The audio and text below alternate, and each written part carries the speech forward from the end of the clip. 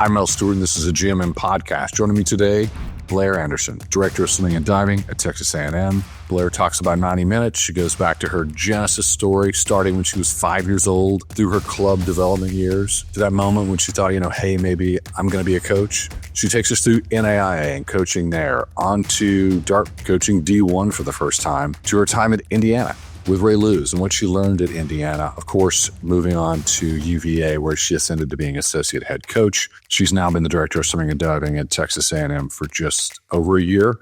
And the men improved. The women were a little bit off, not much, a little bit. They're in a rebuilding phase.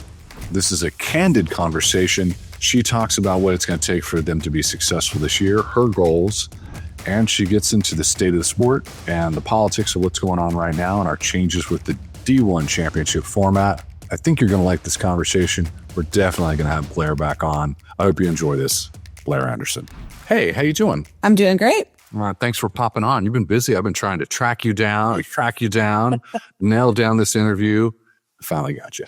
Yeah. I mean, we traveled for 4 weeks in a row with dual meets and quick fall training camp. So we've been busy and life has been hectic, but good. Well, I wanted to come on because Coleman got the interview when you got the position, and congrats on getting the position. Big program, long history. Our co-founder, Braden Keith, he's a heavy lift. He really is. He's that voice of SwimSwam. He's a proud A&M alum. Yeah. And he really loves that school. And, I think that A&M has like they stick their pin in one thing. They're like, we produce more chief executives than any university in the United States. Is that true? Do you know if that's true? I don't know if it's true, but it sounds good. That sounds great. It's a great one. I love it. It's something that he talks about a lot, and I dug into it at the time, and I thought it was interesting, and it kind of dovetails into what I want to talk to you about, which is I want to talk to you since Coleman did that pretty deep dive with you a year ago. I want to go into your backstory, okay, to the genesis, and then we'll get into Texas A&M. The one thing that jumped out to me, because full disclosure, you and I have interfaced behind the scenes as you've been at different programs, Virginia, and it was clear to me that you understood media and you understood communications. And I looked into it and I was like, oh, you have a degree, you have the arts degree in communications. Mm-hmm. I think that might be the most valuable tool in a toolkit now in this day and age for a director of swimming and diving. Mm-hmm. How do you feel that has empowered you and helped you on your trajectory to where you are right now? Yeah, I think that having a communications background in public relations, understanding how media works, the importance of news outlets and everything like that just gives me a better perspective that this is a business model rather than just as a team. And the role that I play with keeping that machine rolling as a director, seeing it from the outside in and the inside out, just having that business sense about me, I think that's what I really attribute my degree playing a role where I am now. I want to go through the entire genesis, but I just let me scroll through really quickly. Just your Brenau head coach, then at Dartmouth, then at Indiana, and then at Virginia, and just with the mass communications background and the tool in the toolkit that you have, I feel like Virginia was a great program in terms of telling their stories, and mm-hmm. there was great success obviously in the pool. But equally so, if I had to give an NCAA title to mass communications and media and marketing, they deserve it as well. Because and typically when teams are great, they don't do that. They sort of just say, "Oh, well, come to us," and that is not the case. I would like to know: is that something that you noticed? Is it something that you were spearheading? Yeah, is that just the culture there that Todd DeSorbo created?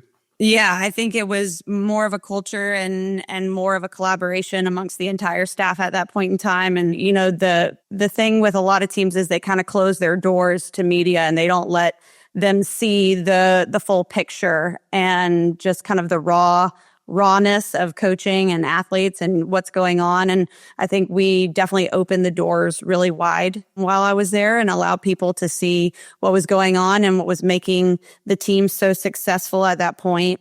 So, it was less about hiding and more about just giving people more information than necessary. It was almost like information overload. It's like you couldn't not look. You had to look because it was just absolutely plastered in every form of media possible, Instagram, Twitter, swam, all of it. So I think, that was really a good thing. I think it helped a lot. It attracted a lot of recruits. It got families engaged in the story that was being told. And so, that's something that I take with me here. It's something that I want to develop here and continue to expose the world to what it means to be a Texas A&M Aggie and what it means for our swimming program to go from where we are to where we hope to be. So yeah, public relations and mass comm plays a huge role in what I do. And I think it also really kind of leans into my recruiting. And I find that, being in PR definitely has helped me figure out how to talk to people, how to engage in those conversations and hold those spaces for people to get to know me to get to know them and get to know the university. So as a segue, and as a risk of sounding a little bit negative, when Coleman did the interview with you and you got the position, I was really excited for you. Thank you. It was congratulations. But I got the sense and a little bit of feedback and pushback from some people, and it felt like jealousy, which I kind of understand. And almost when there's that, when and it was coming through, and it was coming through as a whine, and it was like and it pissed me off because it felt like, hey, this isn't earned, and I'm like, oh no, buddy, you're asleep at the wheel. This the earned position. I think from the outside in, people look at you when you're on a rocket ship and you have the trajectory that you had, that it looks like you just arrived here fully formed. And hey, you're the director of swimming diving. Not true. Right. You carried the sandbag at Virginia, and I know what you did behind the scenes. And you went through the funnel with Ray Lewis, and Ray Lewis was he was my roommate for a few years on the national team. So very intimate with Ray Lewis. I know, and I love Ray. Ray's extraordinarily smart, but that's like you went through that funnel, Dartmouth, and you were the head coach at NAIA at Brenau. I want to know your Genesis story. You have a long history. You've been at this forever, but I want to go deep into the weeds. Tell me your swimming story. Yeah.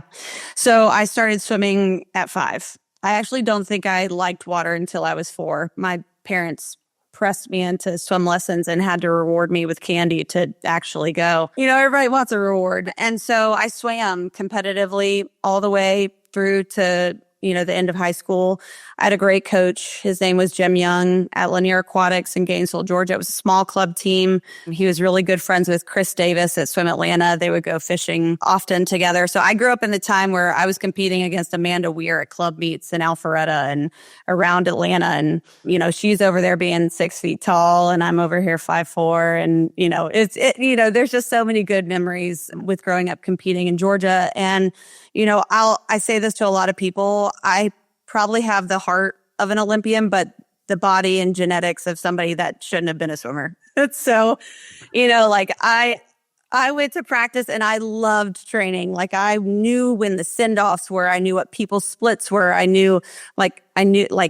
just was fascinated with training and just kind of that process. And so, my results in swimming were not somebody that you would associate leading a high level Division I team. But I think what's more important is my heart has always been what has led the way for me in this sport. And so grew up swimming, was recruited to swim at an NAIA school, Cumberland's in Kentucky. Very, very small school. I think it's grown a lot since I left. And I was there for a year. I ended up transferring out and finishing my education back at Georgia College and State University. But while I was there, I picked up coaching the club program at the university. So I started coaching technically my sophomore year of college. And then my junior year, I decided to be a volunteer coach for Brenau University. And I drove home every other weekend to help coach the college team while I was in college. So yeah, it's kind of, my coaching kind of predates my, beginning of my professional career. But my club coach, Jim Young, he actually is the one that inspired me to be a coach. I was standing on the pool deck at a meet. I think I was 14. And he was like, wouldn't it be crazy if you were a coach one day? And I was like, what an interesting thing to say to a 14-year-old. And he was like, no, I think that you love this so much. I think that you would be a great coach one day. And I hold that memory with me. I know. I hold that memory with me, and I can't say thank you to him enough. You've always been becoming. It's like, so it's always there. This was the heart of an Olympian. But the genetics aren't there. The interesting thing is that there are a lot of great swimmers, and they don't become great coaches. It is rare when it's a great swimmer that becomes a great coach. And I've always tried to understand this, but I think it's because the talented swimmers would make leaps that were just innate and organic.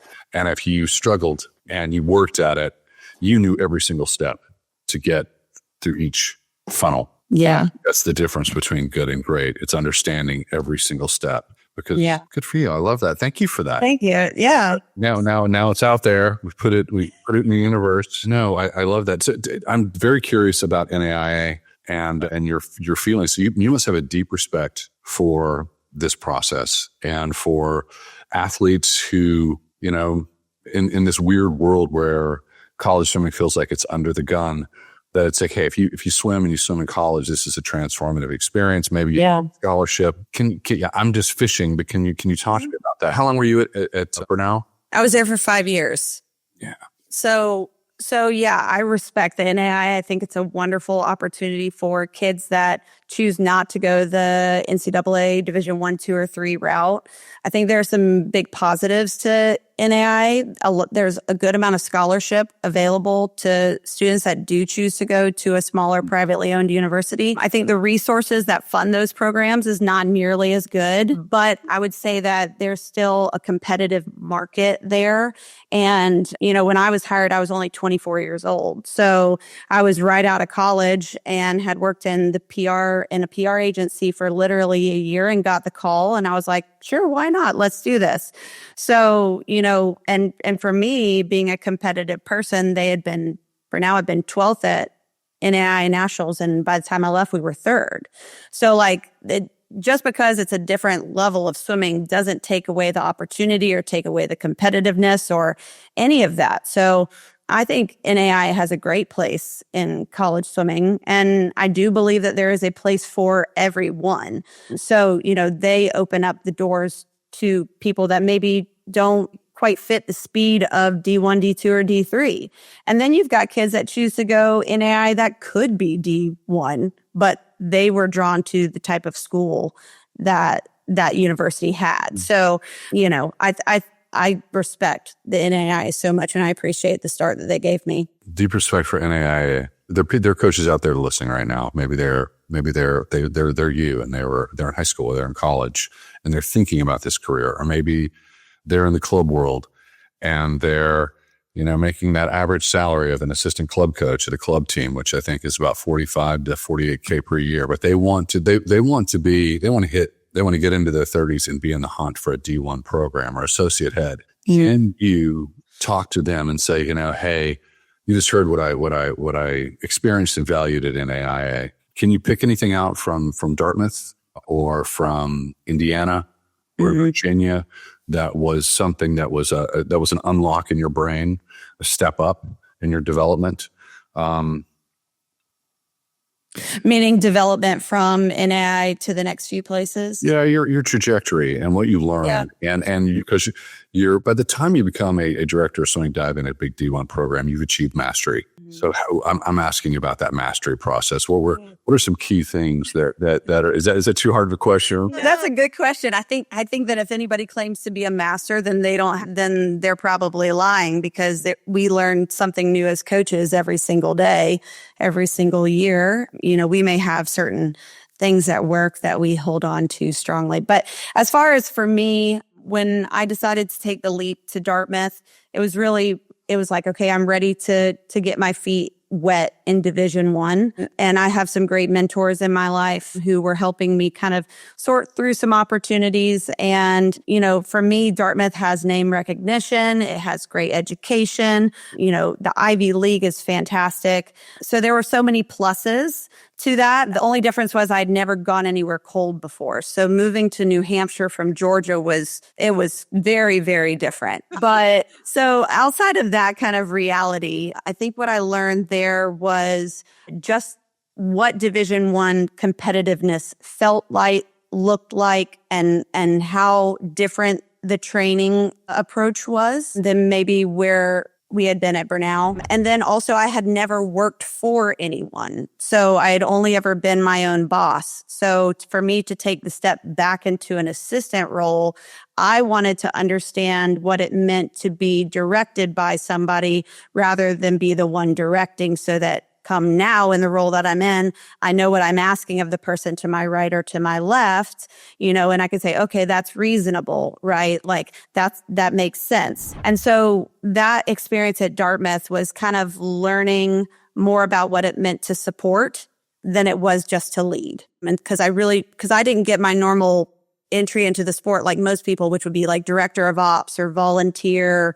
anything like that. I had never seen any other role other than being the head coach. So, and then Dartmouth, the academic side, just seeing the rigors that played on student athletes was huge. Their quarter system, their terms that they do was very different than anything I'd ever heard of or experienced before. So that was really my time that I learned how to be an assistant. I'm going to stick a pin in this right here, just and also just shed some light on it. I think most coaches, and I hope coaches hear this, or potential coaches, or coaches who want their career to take off. It's, I think once you're the head coach of a college program for 5 years, most people aren't going to step backwards and go, I'm going to answer to somebody else. It's interesting that you thought, I missed this step.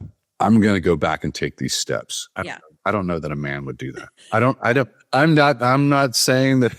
I don't mean to be misogynist toward him, but it is, there's something egotistical about a lot of times human beings think, oh, I'm successful and there's a sense of entitlement and I deserve this. It is fascinating to me that you thought to yourself, I missed those steps. I'm going to go back and take those steps.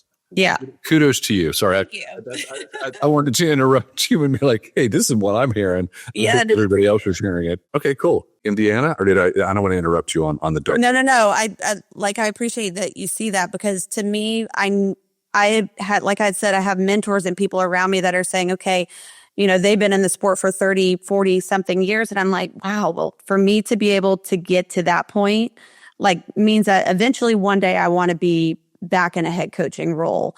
And unless I know the ins and outs of all the pieces, I don't think I'd be an effective leader. I don't think I would manage people as well as I could if I didn't know those roles. So so then Indiana I came in at a really cool time. It was the summer of Lily's first Olympics. I think I started work on May 30th, right before trials.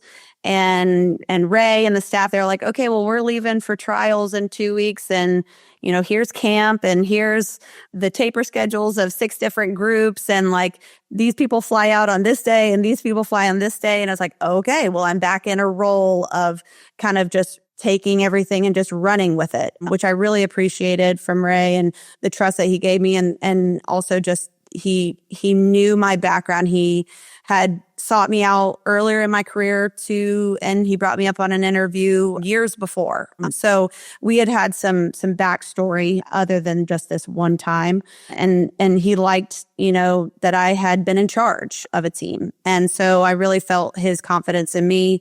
And I worked a lot with Mike Westfall. I think that Jeff Kostoff was on the way out at that point, but we interacted a little bit, had Dennis Dale there. And then Lee Stickles came on as I was leaving. But for me there, it was still continuing to learn that assistant role, but also, I was putting, I may not have been writing workouts the first 2 months, but I was placing a workout on the coach's desk every single week saying, hey, this is what I would do with the 4IMers in the next 3 cycle phase. This is what I would do with this group. This is what I would do with this group. And whether or not I was given the opportunity to do that, I was like, I need feedback. I want feedback. I want to hear your thoughts. But Ray also gave me opportunities to lead the women's captains and just kind of integrate into building into them and to what they would give back to the team. So was exposure to a high level elite Division I program that was regularly competitive at the NCAA level. That was the difference between it and Dartmouth, right? Dartmouth was competitive within the Ivy League, IU is competitive on the national scale. And I got to see firsthand a coach that said, we will be top 5 in the NCAA. And he said that back in 2016 and look at now. So, I've seen the ins and outs of a highly functioning program and what it means to diversify training. And so that was a really cool time for me. And I mean, to be on the pool deck with Lily and Blake and Zane and Ray and, all those people at one time. And I think Kennedy Goss was there at the same time. And it was a really cool experience. I'd never worked with Olympians before. To even assist the primary coach that they were working under was great exposure. It's Ray. I have one image of Ray in my head, and it was years before they were even cracking the top 10. And he would come down after each session, and he was in a coat and tie. He looked different. He looked like the CEO of a company rather than a head coach. And he walked around with his head held high. And I remember thinking, okay, this is my former teammate, my roommate from national team, and he's not there yet, but he's acting as if he's there. In his head, he's already there. And I knew he would be there eventually. And I just remember that thought. I like that you wrote a program with him. And it sounds like you were doing a heavy lift, like you jumped into the fire and he was throwing operations at you. And I don't care what anybody says, if you can't manage operations in a D1 program, you're going to fail. Right. So that sounds like that's a lot of great experience. Yeah. It was really good. I mean, and it was, Ray was constantly calling us coaches, or talking to us in the offices. It was constant communication, right? And he really gave me the reins with the women's recruiting. And I think the class that I brought in for IU when I departed in 2017 was the highest ranked women's class that they had in some years. So I was really proud of that class that got built. I was sad because I didn't get to coach them, but it's funny because one of the girls that I recruited in is now an assistant coach at IU, and that's Noelle Poplowski. And so her and I were just catching up on deck at the USC invite. And I was like, hey, you know what? I know I didn't get to coach you, but I'm so happy that you did so well there. And it's cool to see you in coaching now. Let me know what I can do for you if you ever want to talk to anybody, because it's just weird to think I recruited somebody like that in and now they're coaching, and it's just, it's a small world, and time flies. Well, I don't want to stop you on this trajectory. This is great. Yeah. I feel like we're getting the Blair memoir. Take me to know. I would love this. Take me to Virginia. Well, what did you, tell me about the steps there. Yeah. So Virginia, that was, I believe, August of 2017. It was a very quick, immediate, I knew this is where I needed to be next. I'm pretty sure I joked with Todd. I was like, you were my, I recruited him so hard. I was like, give me this opportunity. I won't fail you. I will give you everything I've got. You don't know me at all, but trust me, I will work heads and tails day in and day out, because I believe that, the appeal that Virginia had for me outside of just Todd, because I knew of Todd, I didn't know Todd, was the academics and the athletics. It was a great combo of both. And so, to have somebody like Todd that had been known to be high energy and energetic and, just have this personality that people attach to, I'm an introvert. Technically, I can be extrovert. I know I'm catching you off guard here. Yeah. So it's a skill that I've had to learn, but, he, in my conversations with him early on, he brought that out of me, and it made me want to be on deck with him and want to, understand his vision completely. And so he was like, hey, we're in the interview process with people. Do you feel like you need to see Charlottesville or not before we move? And I had this bird in the back of my head that said, he wants to see you take the leap. Just take the leap and say that you don't need to see it. And I was like, oh gosh, that's a pretty big gamble to make, not visiting a town that you're going to uproot your life to go live in. And so here I am calling friends and family on the side. Has anybody ever lived in Charlottesville? What's the town like? They're like, you can't go wrong. You'll love it. So I was like, sign me up. I'm there if you want me. And I was there less than 72 hours later. Wow. After the moment that he gave me the job, I packed up my life. I moved it all. I got there and we just hit the ground running. I just finished the recruiting class for IU 2018 or whatever it was. And I had to completely start over for Virginia. And I had already taken all the recruits at class. So it was kind of but we had a great class that year. And that was just the start of it. I think the first couple of months actually were my some of the ones that I look back on the most fondly, because all the coaches would come together at Todd's rental house like every single night, and we would brainstorm and we would talk about what kind of groups we want, what, kind of philosophy, what do we want the environment to feel like, what are some reasonable goal, like we talk through everything. We talk through our strengths and weaknesses. Normally it was accompanied by pizza and, just good community. And it was just like a think tank. And, I think that we would get done with the pool workouts at 4, and then we would go to the house until like 8 p.m. And then we'd be like, all right, see you again in the morning. And we do it all over again. And so like, it was a grind, like real grind. And we were all doing heavy lifting, and we were all brand new to a place that we didn't know well. So it was a lot of fun. Interesting. I hear that a lot. I hear that a lot about Todd. There's a couple things. I understand that it's the ego of the coach is like it's just like your deep knowledge of swimming. Can I make an athlete faster? And I think that's an extraordinarily important part. If you're an elite athlete, you've ever achieved any success, you're looking for that magic. But the PR part, the operations part, and the recruiting part, you have to have all of these. You have to have all of these skills in your back pocket when you step into a program if you want to be successsul. Yeah, I appreciate that. That was great information. Maybe if you missed something, we'll come back and be like, "Hey, Mel, we're gonna pull it. I've got a story for you that happened, and it's epic. And it's going to be an hour. I want to hear it." Yeah, I don't know if I have an hour-long story. I have a funny recruiting story that maybe you can use as a funny hit. But our first recruit to ever come on a visit for us at Virginia was Ella Nelson, and for her class, and her parents had planned to meet with me, and I was going to take them on a tour, but I had never toured Virginia's campus before, so I was going in blind, and I didn't have time to prepare. And so we set out on a walk around campus. We got lost. It was about 2 miles away from the pool by the time that we needed to turn around and come back.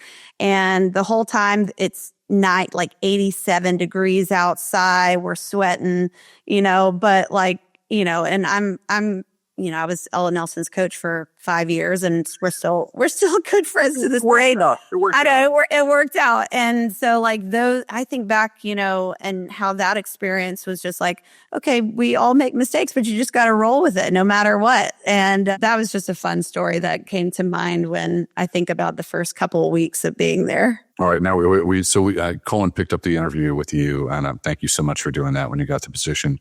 It's got to feel daunting coming into a D1 program, into a storied program with a long history, a successful history, and they're going to combine the programs, taking over. I'm not asking you to be vulnerable, but I want to. You've got big. You can share it now. Was there? Here's the thing. Everybody feels fear.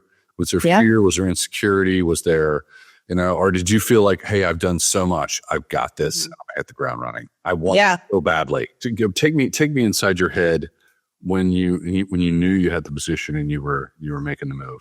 Yeah, I would say that there's always bits of fear and insecurity, no matter how accomplished you are. It's still a very, very big job. I think if you had asked me, even 10 years ago, if I wanted to lead a combined program, I wouldn't be sure of my answer because it's a big job. And when they put the word director in front of it rather than head coach, you're like, oh, wow, that seems like even more. But, for me, before the interview process really started going, I decided to work with an executive coach, Tracy Slusser. She was the associate head coach at Stanford. And so for me, her and I took several weeks to sit down and walk through me as a candidate, walk through my strengths and weaknesses, to talk through, what I foresee for the program, like understanding its past and the traditions. Like we really dove deep in so that when I got into the interview process, I was even more confident in myself and even more confident in knowing the program that I would be walking into, because you're right, there's such great history here. And that's why I know that this program is and can continue to be successful, because the road has been paved, right? And more on the women's side, the men have got some more work to do. I mean, the women have been third at NCAAs and Olympians, and the men have more work to do, which is fine. I think that's an incredible challenge, but I respect Steve Boltman and Jay Holmes and the programs that they built over the years. I think are ready for the next step, and I appreciate the framework that they left me with. I remember Steve on national teams in the late 1980s. He'd wake up in the morning and he would go for a run. And he would be alone. He would go for a run. He would be alone. And he would run with his shirt off. And people don't know this. He's a ginger. And I would think, this is a ginger wearing no shirt out in the sun. Like, we could be in Clovis in California, but or anywhere traveling around the world. And then I remember over the years, other coaches would join. But anyway, that's just a side story. He's still here. He comes in every single day to the rec and does his set of pull-ups. I mean, wow. Steve is welcome on the deck anytime, and he's around very often. So I told him it's an honor to follow him, and I hope to, be able to sustain and build upon the legacy that he built. And, it's very common for him to be on deck at swim meets. Well, he is here. He is here. And it's funny because last year he started by standing at the warm down pool. I'm pretty sure that he's all the way next to the announcers with the rest of the staff at meets now. So we love Steve. He's great. All right. I like that. I mean, hey, it's like, this is what I like about people who've been around for years and years and years. I want their ear because they've forgotten more than most people know about the sport. And they typically run into problems that you do run into when you're doing this. I absolutely see a D1 director of swim and dive as a CEO. Yeah. And people are unaware of all of the minute problems that can occur. So you're always solving problems. Yes. In terms of just for anyone out there, you're now in this position, and I actually hate this question, but I do want to know your training philosophy, how it's evolved over time, and how would you define it as you are standing here today? Yeah. I think if you were to ask my 24-year-old self when I started what my training philosophy was to cast a wide net and cover all my bases and see what pops out. Trained more generically than anything. I think my only real experience to go off of was my club background and how I trained as a club swimmer. And then, so I pulled a lot from that, from my club coach's playbook, which he developed some really great athletes in his time. And I was like, oh, okay. So there was a lot of trial and error in that. So it was more of a broad approach. I think now, my coaching philosophy is that I need to meet the individuals where they are. And I need to be able to provide a diverse enough training program so that people can get the balance of everything. Right. So, and that is something that I've experienced at all of my stops, coaches that are not just training everybody exactly the same. There's paths for each individual. And so, that's something that I've picked up along the way, and something that we definitely instill here at A&M is that each individual has a unique trajectory for each week, for each cycle. And at the end of the day, they should see the purpose in every single practice that they have. They should see how that accumulates to help them meet their goals.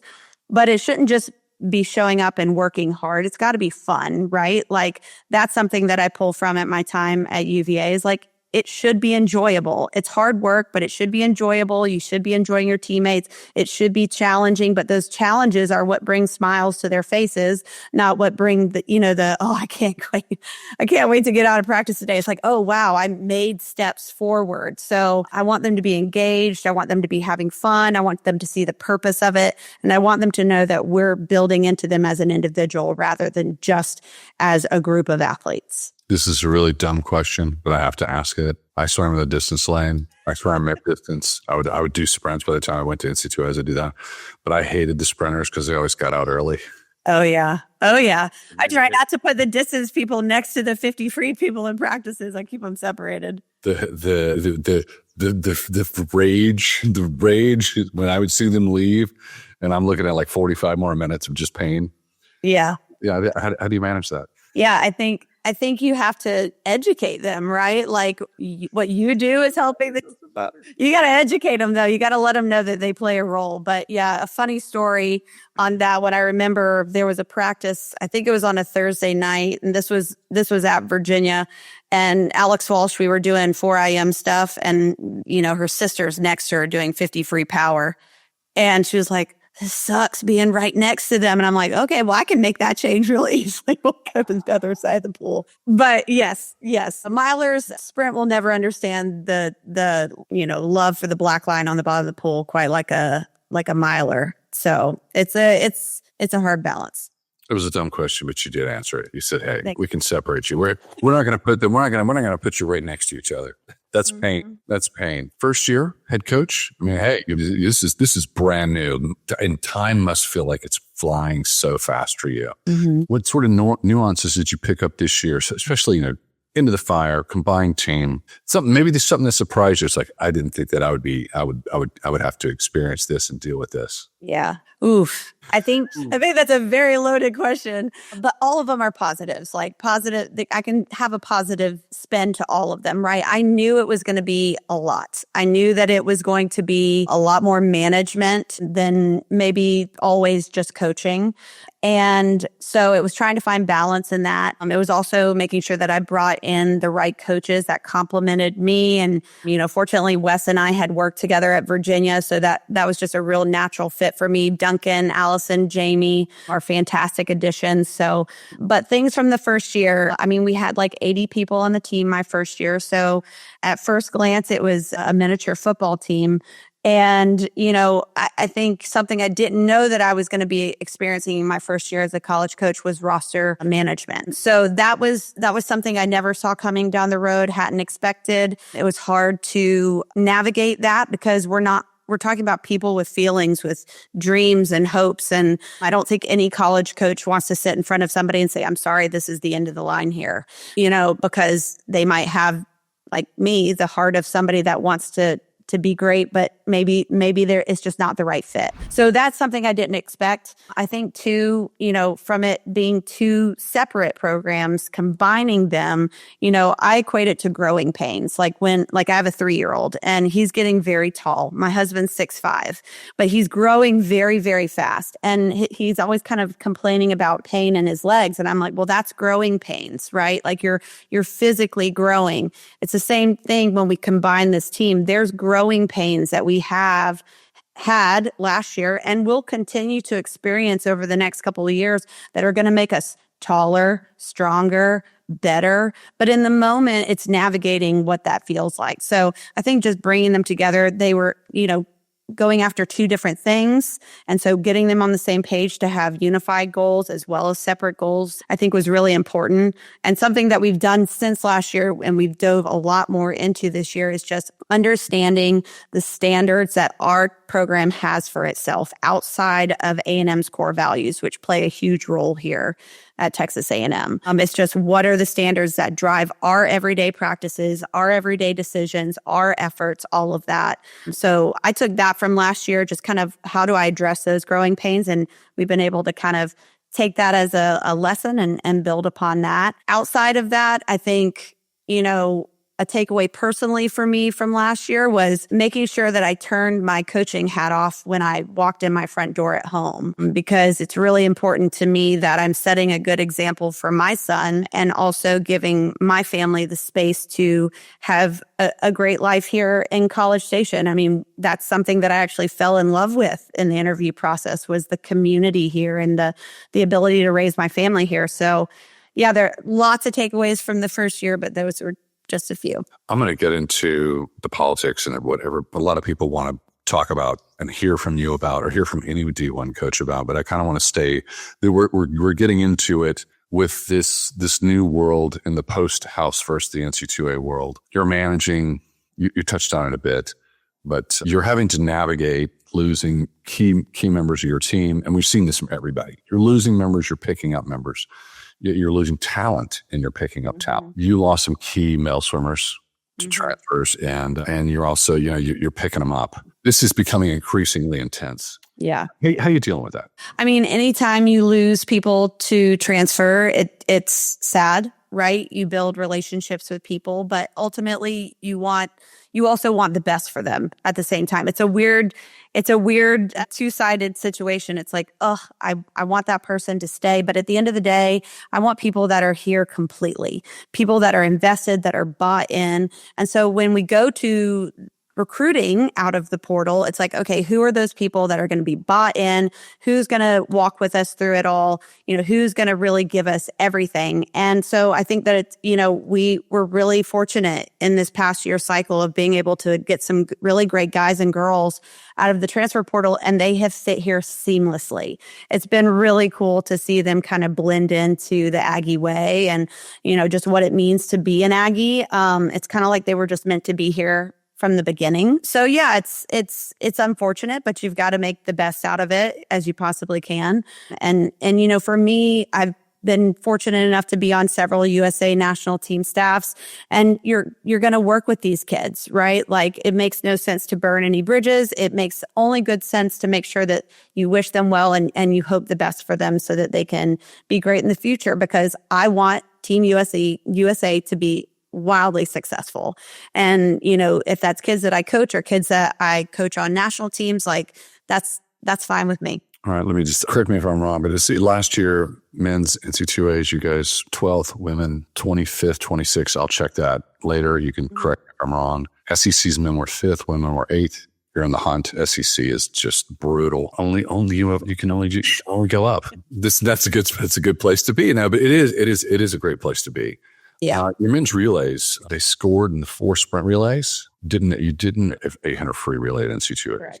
What are you doing about this? I want to get that 8 free relay back and prominent in CW. And, you kind of got to look at all the options there and understanding workloads. And just last year, it didn't really make sense for us as a program to support an 8 free relay at NCAAs, just for the personnel that would be on it turning into their individual events.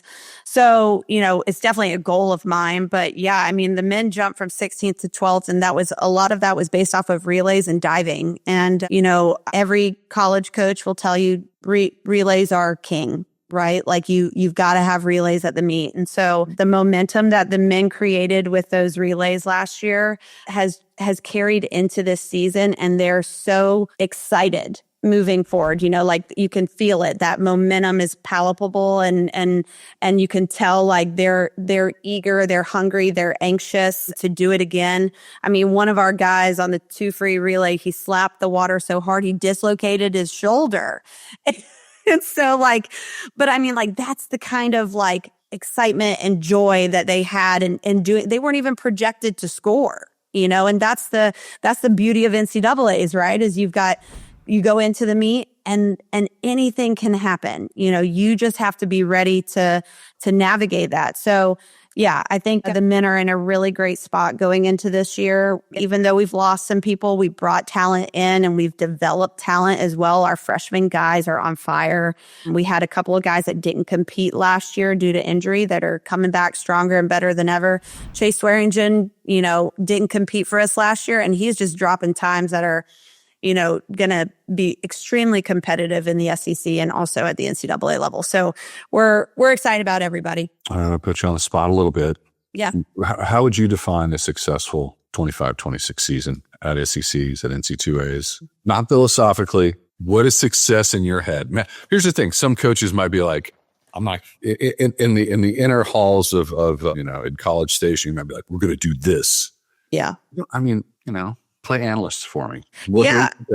It's a cool, I think it's a fine question to ask, and definitely something that we as a team have sat down and even done the X's and O's on. Like our men's team sat down and we went through the events for the past 2 years at SECs and NCs, and we were looking at returning scores. We're looking at who we've got. They're very analytical. It's really cool because math is not my forte. So it's just fun to really get into the points and really kind of figuring out what our relays could bring, what our individuals could bring. If everything were perfect, if everything were 50-50, if things didn't go perfectly our way. And I think for our men specifically, I think a top 10 finish would be something that is definitely achievable for us. And I'm not gonna, they have very strong goals and they're not trying to limit themselves at all. But I think that consensus wise, I think a top 10 finish for them at NCs would be something they can do, especially if our relays are on. And I think at SECs, when we break it down, like you mentioned before, SECs is the deepest and fastest conference in the country.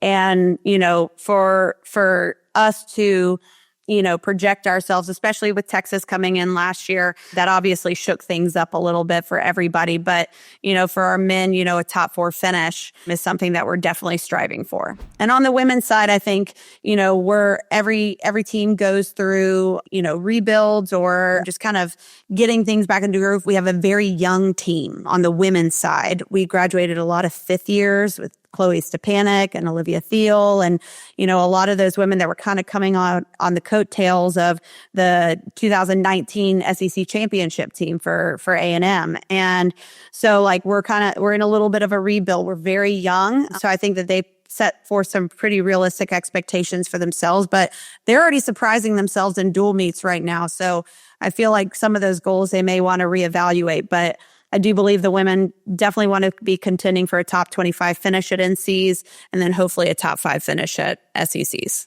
All right. I like that. Thanks. You put it down.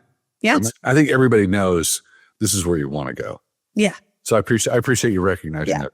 We're going to chalk that up to your mass communications degree and all of your experience over your entire. You can read the room and you know what people are thinking. I was thinking the same thing. In terms of, I recently did a podcast with Sam Berney. I think she's friends with you, executive director of College Swimming Coaches Association. There's concern about college swimming being under threat.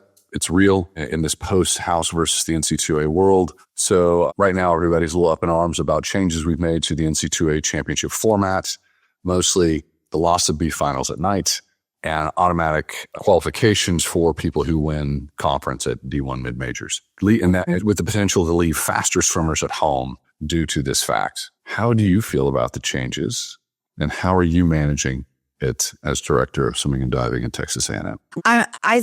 When Sam brought forth a lot of these proposals to the head coaches at, in different various settings, I understand the need for swimming to transform a bit from a broadcast and viewership piece. I don't know if we've done a good enough job of telling the story to, bring people in. I think there are some storylines that people attach to, but in general, watching 2.5 hours of heats of nobody knows what's going on. So I think that there is some value into listening to the market and understanding the desire for more entertainment and value in that. And I think that college dual meets are transforming in that way as well. But as far as the new format, I think everybody has their own personal opinion. I think that without clearly stating exactly how I would structure it, I think that a restructure is somewhat necessary to meet that goal that I just talked about, which was broadcast and viewership. The deletion of B finals,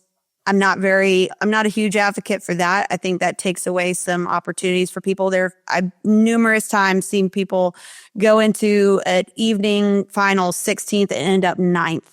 The power that a second swim can have for some of these kids is huge. And especially when it comes to chasing a national championship, which I've been fortunate enough to do 4 times, I cannot tell you how important having that B final was in the evening, because as we all know, there are some kids that swim faster at night, regardless of the way that you train them, regardless of anything, right? So I do wish that we had B finals, but as far as the format, that's a longer conversation. As far as the automatic qualifiers, I think, that also I don't have a very specific opinion on. I do like the idea of people being able to make it to the big dance, but I feel like it's also taking away opportunities for people that have clearly earned it as well. And I think that with any program that's, anywhere from 10th to 25th, you're looking at people that you would naturally be bringing now not being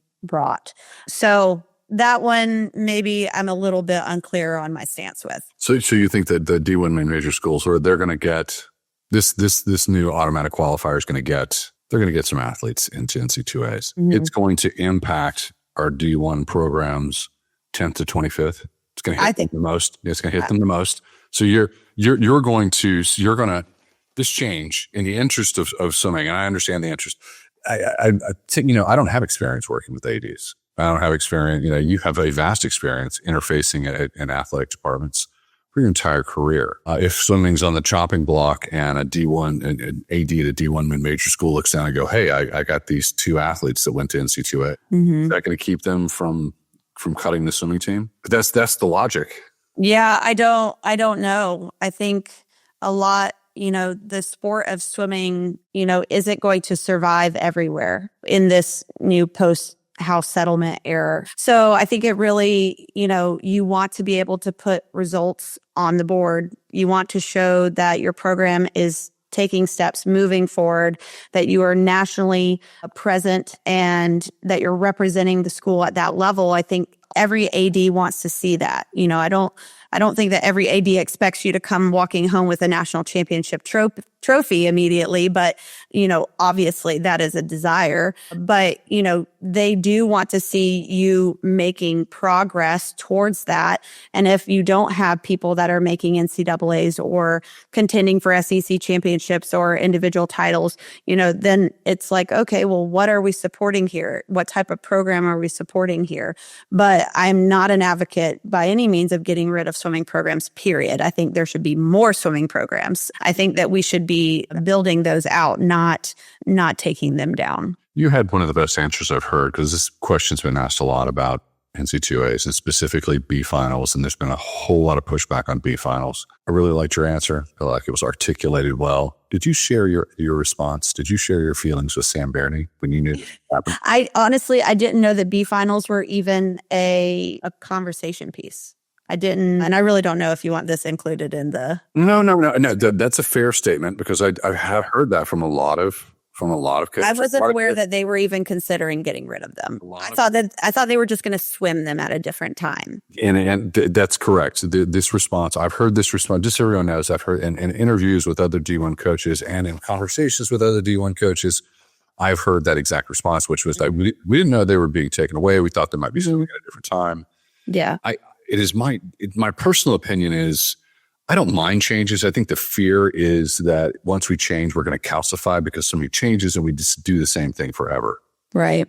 I don't mind this change if it doesn't really work and if we can continue to evolve it. Meaning the following year we roll in and those B finals are run during commercials, commercial air breaks, or they're run, in a short session before finals start. Right. I'm okay with that, but I personally fear, and I think most people personally fear, once this change is made, we're going to be stuck with it for decades. Yeah. Well, I think that would be a fear of mine as well. However, kind of my approach to coaching, to swimming in general, like we do have to be adaptable, right? We have to be able to adapt to our surroundings, and what is at stake here is universities losing swimming programs, right? And swimming, being smack dab in the middle of March Madness is certainly not helping. So I think that, Sam has done such an excellent job advocating for our sport, getting in rooms in front of people to communicate and talk about the pressing issues that change is needed. So I respect her so much. I just didn't know about the B finals until it was actually published. So I think, I do hope that in the future, that's something that can be revisited, because I do think B finals have a lot of value. Okay, let's zoom way out and get philosophical. We had ISL for a period of time. People got really excited by it. Everyone knows we had basically a billionaire oligarch in the energy industry in Ukraine who was funding it all, I came to really appreciate and love. He was a billionaire, but he was like a swim parent. His son went to Cal. And the war in Ukraine stuck a pin in that. It ended it. I always felt that with House versus the NC2A, we were moving toward this pro league, and the pro league would be C2A swimming, and that we are there now. If unless I can tell you that in conversations with D1 coaches, I know who's locked into that thinking. Mm-hmm. And if coaches are either locked in, they're like, no, this is a pro program. We're dealing with talent. Money's involved, or they're moving in that direction quickly. That feels like a whole other layer of management. That feels like a whole new dynamic. And it's either do this and think this way and live this way and achieve this way and bring eyeballs to your program, or perish.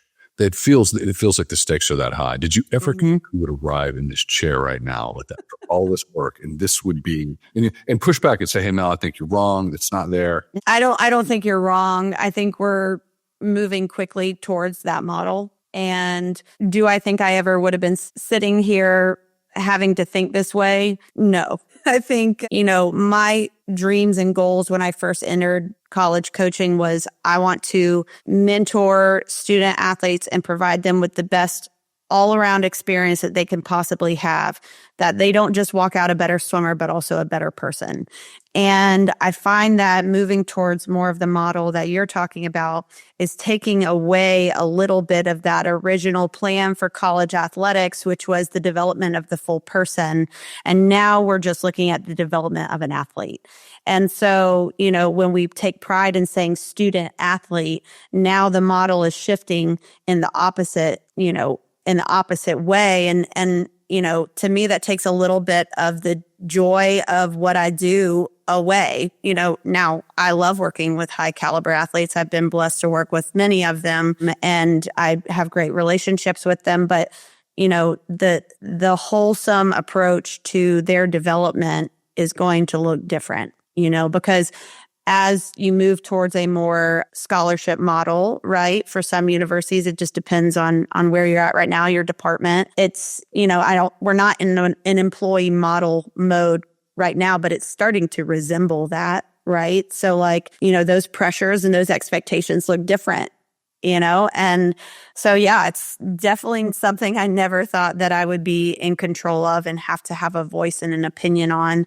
I really just kind of looked at people that I knew in my life, like Susan Teeter, who coached at Princeton for 33 years. And, I love Teeter. She's a great friend of mine. And she talks to me about the leadership activities that she's done and all the different ins and outs of building this wonderfully bonded program that she held there for so long. And I'm thinking, wow, with the way the transfer portal works now and the way that everything is going, you're going to have a harder time as a coach developing and building these close-knit relationships with your athletes. That whole development piece, is going to be different. That whole trust piece is going to be different. It's going to affect the way that everything operates. So yeah, very different world of swimming. I love Susan. No, I do too.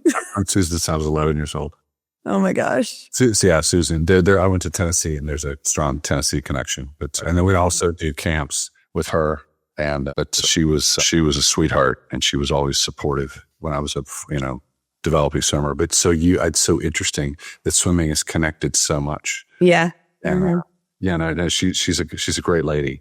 Camps. Are you doing camps this year? We are doing camps. Yes. That's the life in the month of June. Every year is camps. So yeah, we do a traditional format camp. And then this next year, we're starting to do some elite level camps.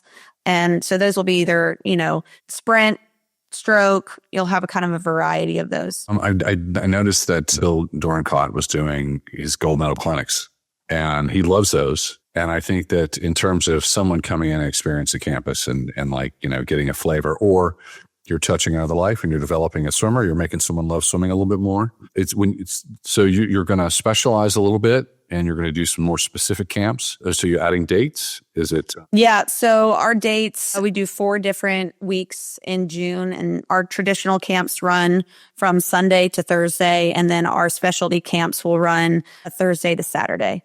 And yeah, so that's, on top of coaching the college program, we're deeply entrenched into camp coaching as well. Honestly, I love coaching camp. I think it's a lot of fun. And, when I was at Virginia, I was the camp coordinator. So camp director, if you will. And so I understand that dynamic as well. So now I'm glad not to be the camp director here anymore, but I still Good job. Yeah, I know. I go over to the the dorms and whatnot. We play games outside in the evening. It's fun to me. I love that age, and I like exposing people to, what we as a staff do here. So it's fun to have that little piece. And a fun story for you. We had a recruit come to campus this fall, and I coached that individual at a camp years and years and years ago. And so you just come full circle. It's really cool. You don't know. You don't know lives you touch. I feel like we've covered the full gamut here. We've talked about your entire, we did the entire Blair memoir. We got in Texas A&M. You shared, what you got. You shared your goals. You gave up your goals. Yeah. No, that's good. Well, here's the thing. I think that those are great goals. I hope you meet those goals. Thank you. And I'm excited and appreciate the candor and you're sharing them. We got into philosophy. We even got into the meat of politics. And I think that you had one of the best answers in terms of B finals, and that's going to be an ongoing story. And we covered camps. Is there anything that I missed? No. I think we've got it all. I appreciate you spending this hour plus with me. And no, I appreciated you kind of diving in, because to me, I've actually over the years had coaches from NAIA and different places reach out, and they're like, I saw your swim interview and all that. And I was like, what a cool platform, though, that I get to go and share my story, that I get to express my opinion. But most importantly, like, I want the coaches that are coming up through this career to know that I'm somebody that's accessible to them, and that I want to help them as much as possible, because I want to continue to fuel not only women in this sport, but I want to get anybody interested, because it's a sport that gives back, right? It's a sport that you show up every day, but your kids give back to you equally, from the investment that they put in you, but also just the joy that it is to be a part of their journey. So I appreciate the outlet and the ability to talk. Thank you. I missed a question.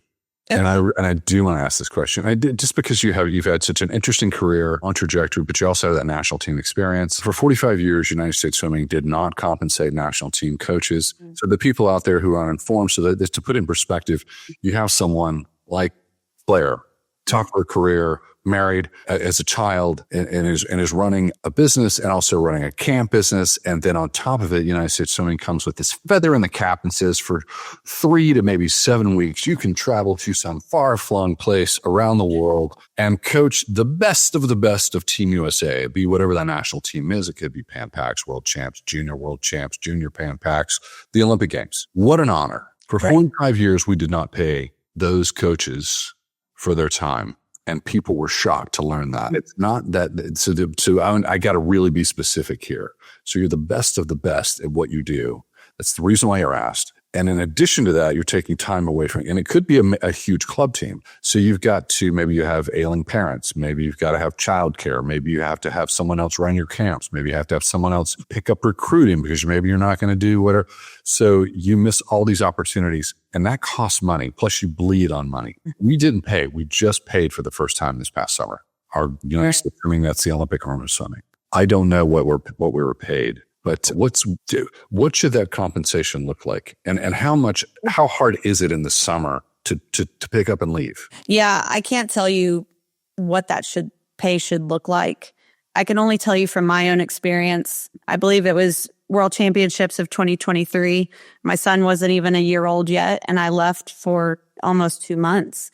And so it was hard, right? Not only working, but also leaving. It was an honor. Like, oh my gosh, like the coolest thing ever to be a part of that staff. But yeah, it was hard to step aside from your normal responsibilities, both personal and work. So I do love that compensation is a conversation piece and is a possibility or is. But as far as, stepping aside from specifically on the college level recruiting in the summer times, like if you're asked to go to a training camp followed by the competition, you're looking at be gone for at least 4 weeks, if not longer. And so you're leaving right at the time when we start picking up recruiting, which is June 15th. And that puts more responsibility on your assistants or associates. It also takes away from the opportunity that you get to build relationships with them. It takes away from getting to work camp and all the other things. So there's a lot of give and take there. As much as it is an honor, it is a sacrifice that gets made. And, even when you're on those trips, you're fully invested in what's going on and the momentum that Team USA has. But you're in the back of your head, you're still, dialed into the other to-do lists that you've got going on. So I have a calculation. I'm gonna bounce it off of you. You can say, no, I'm not answering that. Or you can say, I'm going to answer it. I have a number. Okay. I think if you are the head coach of a national team, I think that if you're doing, let's just call it 4 weeks, it's longer, but let's just knock it at 4. I think that you're the head coach, your minimum pay should be equal to Greg Meehan's annual pay, prorated. So whatever he would make that month, you make that month. Oh my gosh. Additionally, if you perform better than what expectations were, you're bonused. And bonused on the scale. So that, just so everybody knows, that's roughly $33K. Mm-hmm. Bonus roughly 5 to 10K or higher. Yeah. On performance. And then drop that down to assistance levels all the way down to staff. We have the money to do it. That's what I would like to see. I think it would be better for our culture. I think it would be better for our coaches. That's a direction I'm doing a lot of thinking. I've been thinking about this a lot since I found we're paid. And I'm like, I love it. I love the idea of paying coaches to go on these trips. I think if we have the means able to do it, then absolutely we should. And, they're here at A&M, several of our coaches have been on USA staffs. Our volleyball coach here, Jamie, he's been on Team USA staff. And I even asked him, I guess when I first got here, I was like, do you get paid to be on, USA volleyball? And he's like, yeah. And I was like, that's not the norm in swimming, so I'm glad that we're having these conversations. I think they're valuable. I think people's time is valuable. So as much as it's an honor, I do think it's still work. Still work. All right. Well, we'll come back, and this conversation is to be continued. Thank you so much. Absolutely.